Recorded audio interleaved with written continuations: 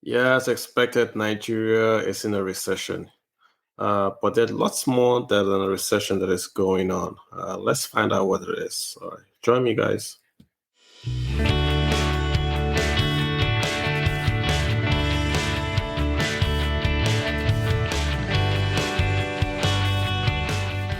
Hi, folks. Welcome again to the podcast.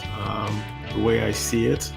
Again, just a podcast on how I see the economy, politics, the intersect. And this is an interesting week. The Nigerian Bureau of Statistics just came out with the most recent GDP figures. I think we knew this even before it came out that Nigeria was going to be in a recession, and which is more or less 2 quarters or 6 months of negative growth. And that's what they reported. So for quarter three 2020, Nigeria is at a minus 3.62 in terms of output. So more or less, we in the second quarter 2020, Nigeria was at -6. So that gives us 6 months of negative growth, which means officially Nigeria is in a recession, and a recession is 2 quarters of negative growth. That was expected. I mean, COVID is here. Commerce has dried up. And so, yes, it is expected that output, i.e., what manufacturers, what people consume, government spending, investment, exports, those components that make up GDP will have gone down. And they have gone down. So, yeah, that is clear enough. The problem is that what's causing the recession, in my mind, and of course backed up by data, is really crude oil prices. Crude oil prices. If you look at the last recession Nigeria had, which was in 2016, what you basically see is whenever crude oil output falls, which then reduces the amount of foreign exchange that flows back to Nigeria, then you see a recession. The recession is basically triggered in Nigeria's case by just a lack of spending. And that lack of spending is triggered by a lack of income, lack of forex coming into the economy that is then converted to naira that can then be spent as local salaries, local investments, and all that. So the recessions really have been really all about one thing: fall either in the price of crude oil or fall in the output of oil. And then that has reduced government expenditure, private sector investments, and all that. The thing is, all I've just said now, I could have said it in the 1970s or 1980s when we had the recession, and I'll still be correct. Nigeria's problem, really, in terms of the economy, is that the economy itself is diversified. So we have crude oil now contributing less than 10% of the entire economy. But crude oil is contributing almost 90% of the foreign exchange that Nigeria earns. And the way Nigeria operates is the foreign exchange is paid to the NNPC CBN account, and the Central Bank of Nigeria then takes the foreign exchange and converts it to local currency, the naira, and then distributes that local currency to the states and the federal government to spend. So clearly, once the crude oil sales fall, that has a direct impact on how much the state and the federal government can spend. And once the states and federal governments stop spending, that's no contracts being made. That's no discretionary spend on, say, buying equipment, supplies, or completing that road. So you don't have the money, you don't have velocity of money flowing through the economy, people ain't getting paid, and then it starts to kick back. So if I don't get paid, I don't buy the new car, I don't go for holiday, I don't eat out. Then the restaurants don't get customers, so the restaurants have to fire people. The people that get fired have little savings, so they can't spend. And then the economy just starts that vicious circle of there's no income, thus there's no spending, and once spending falls, trade, which is a very, very big sector in Nigeria, in the Nigerian GDP, starts to contract. Less food is bought, less people go out for entertainment. And you see, you just get that whole circle. If the government doesn't spend money, the economy starts to contract. That's basically the story. And that story has been with us in Nigeria since the 70s. Whenever we get an oil crash or a crash in output or a crash in prices, invariably Nigeria goes into a recession, or the quarter Nigeria economy contracts just for that quarter. Yeah, that's what's been going on. It hasn't changed. Doesn't mean we haven't tried to change it. I know when the former Minister of Finance, the coordinating minister of the economy, when she first came, the first time she was a minister in Nigeria, she did a lot. She did the excess crude reserve. She tried to, as it were, sterilize crude oil receipts. So what she was trying to do was, when oil money comes in, she didn't want the money going directly back into the economy in terms of spending. She wanted the money to go into an account where it's sterilized, it's cooled down in quote. Then it can be planned out and say, okay, how much do we have? Let's take a calculated withdrawal from these funds in the oil reserve, and then let's spend it. Unlike the previous practice whereby as money is spent, it's paid to the account and then it's just distributed and it's spent.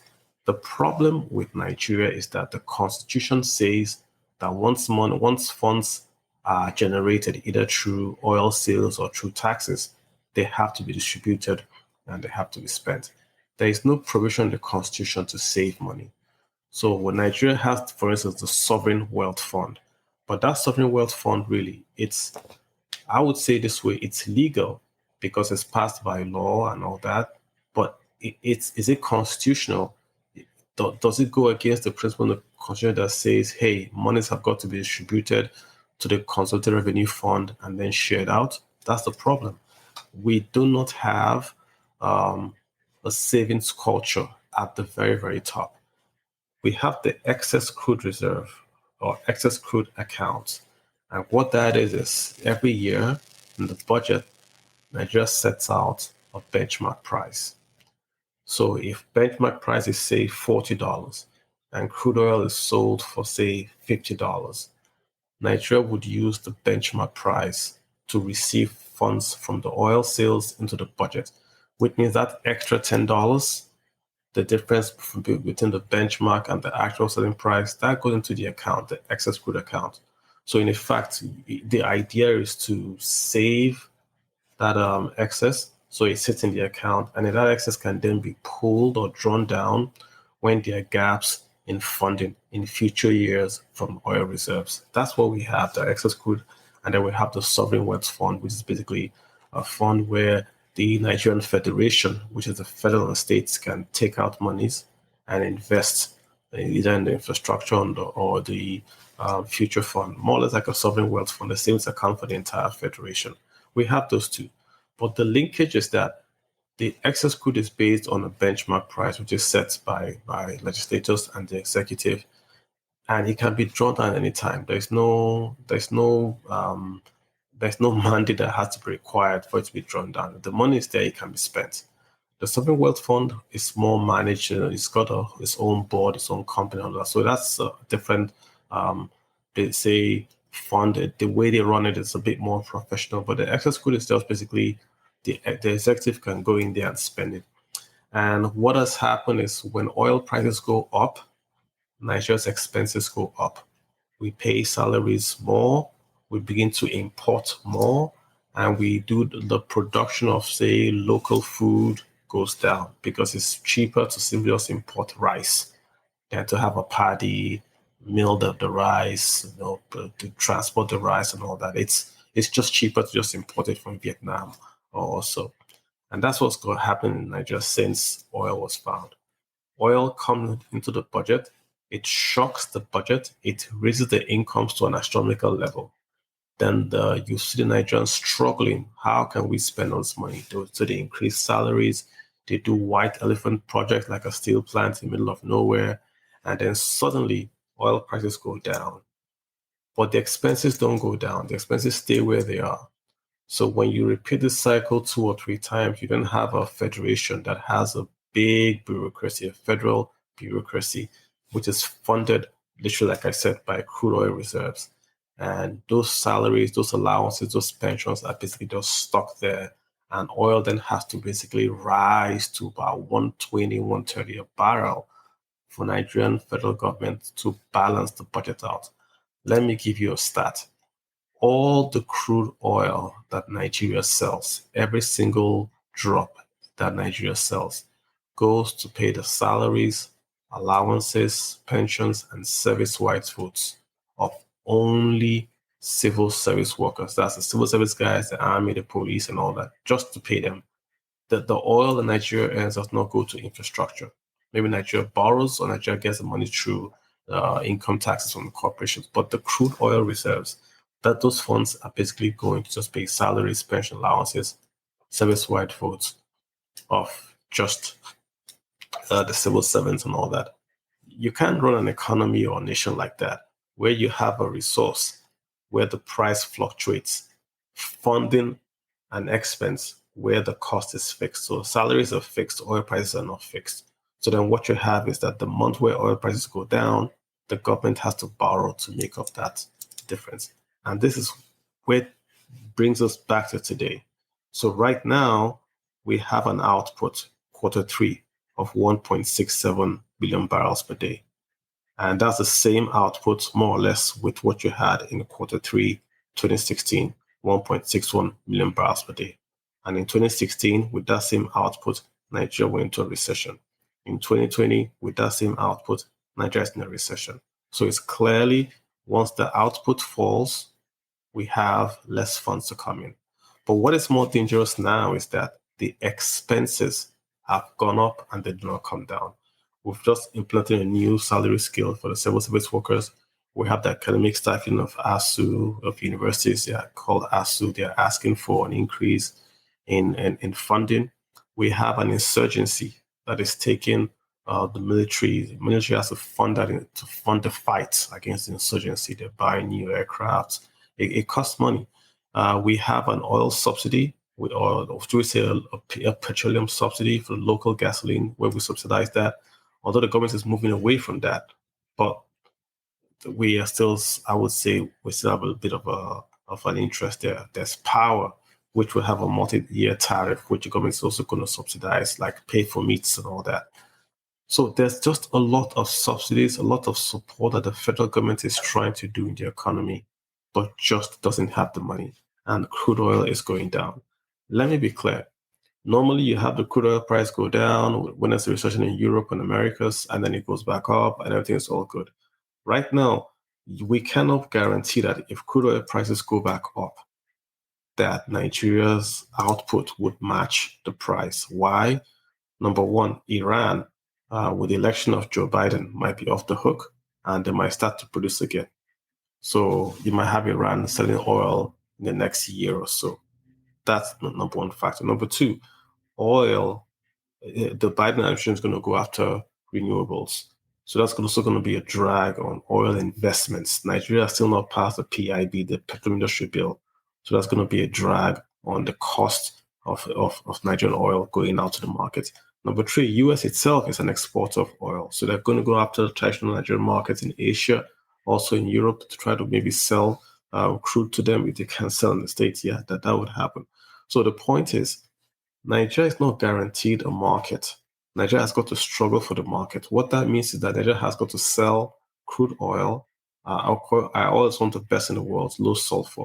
We've got to sell that oil at a lower price just to guarantee that market.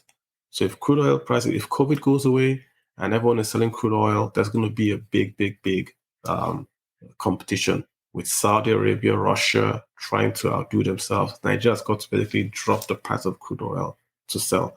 What that then means is this, that the 1.67 million barrels per day that we have as 2020 quarter three, we cannot guarantee that we're going to go back to, say, the 2 million barrels that we had in quarter one 2020.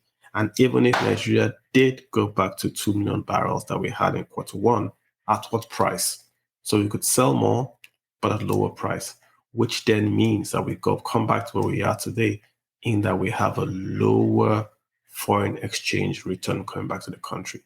And remember what I said, the problem with recessions in Nigeria, what the causation of recession in Nigeria is lower crude oil prices. Once crude oil prices fall, then the revenues at Nigerian states and federal end fall. Once those revenues fall, investment spending also fall, and then that starts that cycle, and then we find ourselves back in a recession.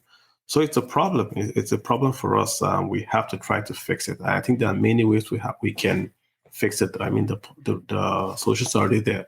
We really have to go back to, I know we say this all the time, we really have got to diversify the sources of forex revenues for Nigeria. We just have to do it. The economy is already diversified, but we have to diversify how we get forex. And there are many ways. There's remittances, there's boosting agricultural cash crops, soybeans, sorghum. China wants that. We have to just do a concerted effort to mass produce sorghum, mass produce soybeans, and see if we can export that out. Argentina does tons of billions of dollars enjoy soy. We have to try to do something like that. But ultimately, we have to go back and control spending. We have to control how the forex comes in and how it is then spent. We have to really tighten the belt. We can't have presidential air fleets, nor can we have governors or commissioners driving expensive imported SUVs. That's really where it starts from. If we can control spending, then we give ourselves a chance that when we can diversify, they all move in the same direction to raise our foreign exchange reserves. Reserves are going to be raised by us cutting forex spending and by us increasing forex incomes. That's what we have to do. Otherwise, we might fall into what's called the Nigerian disease, where the government simply gets its monies, takes care of itself, and is then cut off from the rest of the people. And then there's no linkage between the government, taxes, and the people. And that is what we don't want. So just to summarize, yes, when the recession, yes, it's going to be bad. And yes, COVID will go and Nigeria will come out of the recession. But what is important for us is to recognize that recessions in Nigeria have been caused by crude oil prices falling or crude oil output falling.